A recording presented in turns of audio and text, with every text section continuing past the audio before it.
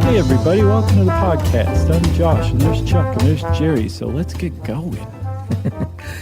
You found this stuff, and I think I had heard of this before, because I believe I just kind of happened upon it on our website, but this now scares me for when I go to New York. I wasn't scared until you just said that you were scared. Now I'm scared. Because you would usually be scared before I was scared. Yeah, but I guess I hadn't thought it through. And actually, you know, the spoiler at the end will leave as not a ton of people actually get hurt. But I read about exploding manhole covers, and I think that this is going to like land on my head one day, and I will die. And you would, if it landed on your head, yes, you would die, because we're talking about exploding manhole covers, and they've been known to go, I saw 100 feet in the air. At least 50, says the How Stuff Works article. And these things are enormously heavy, like 85 to 300 pounds. And for those of our friends who live outside the U.S. and Liberia, that's 35 to 135 kilograms. So the mere fact that a manhole cover has not landed on someone and killed them by now is sheer luck. It sounds that way, yeah. Because it happens a lot, especially depending, like if you're in New York. I mean, it happens in cities all over the country, sure. But if you're in New York, you're in the home of exploding manhole covers for a couple of reasons we'll talk about. And it happens pretty frequently. So it does seem to be what you just said, sheer luck that no one's died from it yet. And maybe someone has, and we just hadn't found out about it, because apparently the FDNY is not required to report the number of incidents. Right. And the only source of any numbers on this stuff is Con Edison, and they're the ones who is responsible for this thing. So they may be fudging the numbers. Well, yeah, there's a councilman named Donovan Richards, or there was at the time of this article, that has introduced or reintroduced a bill that said, hey, we need more transparency into this, and like you guys need to start issuing like annual reports on how many of these things are catching on fire, smoking, exploding. Right. And the fire chief, the head fire chief of FDNY, leaned into the mic and said, with all due respect, sir, up yours. The fire chief is John Travolta, by the way. And his Dalmatian went, "Ooh." Right. No, he did that like flicking underneath the chin thing with his paw. Oh, man. I wish I could teach my dog to do that. Oh, man. They'd have to be able to turn their paw around. That would be odd. YouTube sensation. Yeah. I think the world would forgive the dog if for not turning the paw around. Like just doing it any way would be pretty great. Does Momo know any tricks?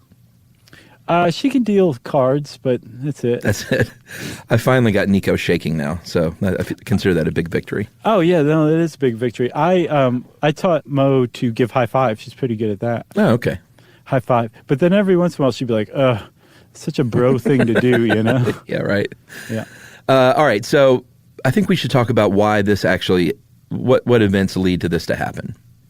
Yeah, there's actually like there's science behind it. Yeah, so let's say we're just going to keep picking on New York because their underground system and their infrastructure, everyone knows, can be quite old and dangerous at times. It's the home of exploding manholes, right? For a reason. So, New York has the world's largest and oldest electrical system. Underground electrical system. Underground, good catch, man. Yeah. So they have the largest and oldest. They have just mind-boggling amounts of cables. 98,000 miles of cable and 264,000 manholes, right? Yeah, initially because they talk about vented manholes to help solve this, I was like, just replace them all. And then I saw 264,000. I was like, ew. Right, and I imagine each one costs a pretty decent amount. Sure. Because they make them heavy so that, teenagers don't make off with them or something. Oh, really? I would guess. Why else would you make them heavy? I don't know. It's a good question. Maybe make them sturdier? Cars drive over these things. Okay. That's one. They tried balsa wood, and it didn't work out. Right. Well, because everybody kept stealing the balsa wood manhole covers. So you have like this, like 98,000 miles of cable or wire underground, and hundreds of thousands of manhole covers. So you have a recipe for disaster, considering that 98,000 miles of wiring, 5% of it is almost 100 years old or older. Yeah, and they're supposed to have a lifespan of about 40 years. So if you've got a 100-year-old wire down there, you're asking for trouble when it rains or snows or when salt water gets in there from salting streets. Mm-hmm. And that's basically what happens. Yeah, so this is the science behind it. They actually know what causes exploding manhole covers, at least in New York, right? Yeah. What you have is these very old wiring, and you have, even like a manhole cover that isn't graded or slotted to allow gases to vent. Like, it's not watertight. So when it snows, New York ices over salts their streets. Yeah. And so the slush, when the snow melts, becomes salt water. Mm-hmm.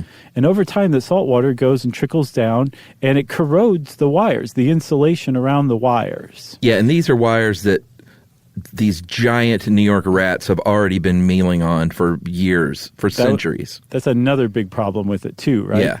I mean, like 50-pound rats just taking out these wires as much as they like, because they love to eat rubber insulation, apparently, because they're stupid. Rats are the worst. So you've got these wires, they're starting to get frayed. They're getting frayed in part by the salt water, but the other thing that the salt water is doing is that when these wires are frayed and the actual wiring itself is exposed, mm-hmm. salt water is particularly conductive. Oh, yeah. So because of the chlorine and the sodium ions in there, they have an electrical charge themselves, and water is conductive by itself too. Like, there's like the whole thing from Fear and Loathing in Las Vegas, where Laszlo wants Hunter Thompson to drop the toaster or the hairdryer in the bathtub with him, and he throws a grapefruit at his head instead. Great scene. That's because water's conductive, and Laszlo was hip to that kind of thing, right? Yeah, and I remember in high school even, like when we did conductivity experiments, it was always saline. It was always salt water. Right, and so water's conductive, saline or salt water's super conductive. So when you, it's not actually super conductive, but you know what I mean, right? Yeah, not in the scientific term. Right. So when you have this frayed wire that salt water comes in contact with, the wire arcs. That in and of itself is not good because it's going to short out your electrical system. But the problem is when those wires are frayed and the insulation is worn away, the insulation itself starts to kind of smolder and bubble and flame up itself, which produces gases. Yeah, so that's the big problem. So what you've got down there is gas is being released, gas is building up pressure. Then you have that electrical arc that's like a bolt of lightning, basically. Those two things meet up and say, how you doing? And it ignites. And it could lead to, and like we said, sometimes it's smoldering and smoking. I've seen them literally just on fire, mm-hmm. which is almost as disconcerting. Yeah, it's like hell. Yeah, it totally is. But sometimes it will actually, if they meet in the right way, under the right conditions, it will cause that explosion and send a possibly 300-pound manhole cover 50 feet into the air. Right. Well, let's take a break real quick, and we'll come back because we got more stuff on exploding manholes that you're going to love.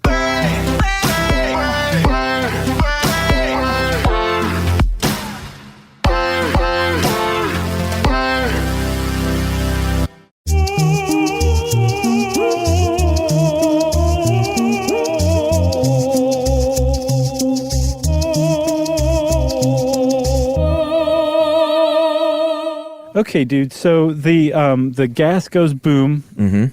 and the manhole cover goes flying into the air. And the How Stuff Works article did a really good job of comparing that to an internal combustion engine, like the pistons in it. Sure.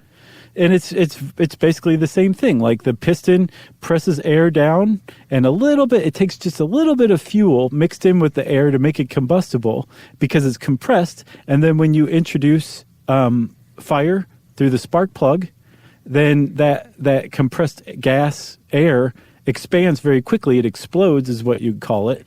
And then the piston goes up. That's the exact same thing that's happening in an exploding manhole when there's gas buildup, right? Yeah. It's just that pressure of the compressed gas is suddenly released violently and it explodes outward.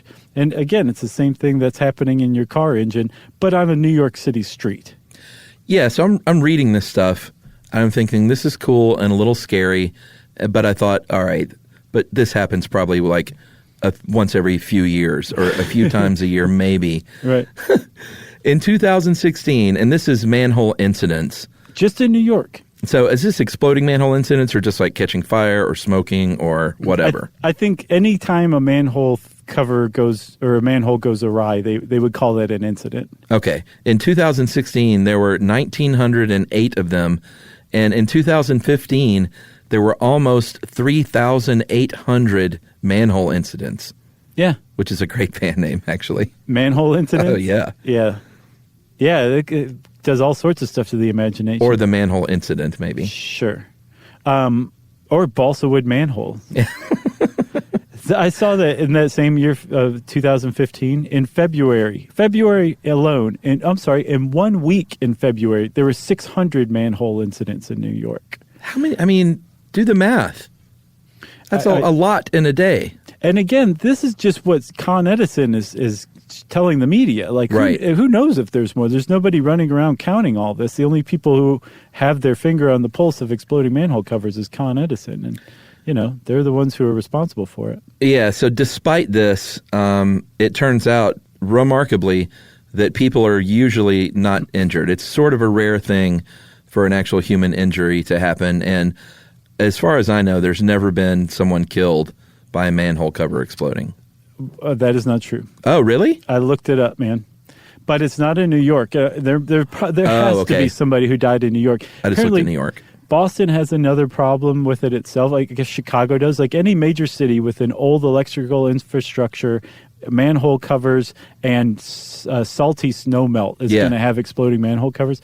D.C. has a problem with it, but theirs comes from natural gas, supposedly. And they only have like an average of like 38 a year, I think. Mm-hmm. But Boston has a problem with it too. And in 2016, there was a freak accident where a high school art teacher was driving in Boston, and a manhole cover exploded and rose up just enough to come through her windshield as she was driving from a movie and killed her instantly. Wow, that is awful. Yeah, man, if that happens to you, your number is up.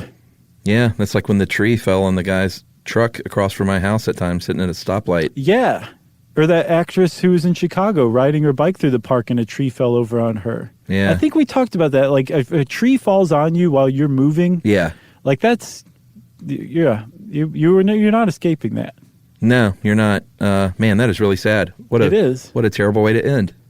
Yeah, I know. Well, it gets even worse. She was a beloved art teacher. As they all are. Yeah. Well, I don't know. There's the jerk art teachers, too, who are just mad they're teaching, you know? Well, let's see. Thanks a lot for joining us. If you want to hang out with us, we're all over social media. Just look us up, and you can hang out with us at our Home on the Web Stuff You Should Know, and we'll see you next time. Watch out for those manholes, everybody. Mm-hmm.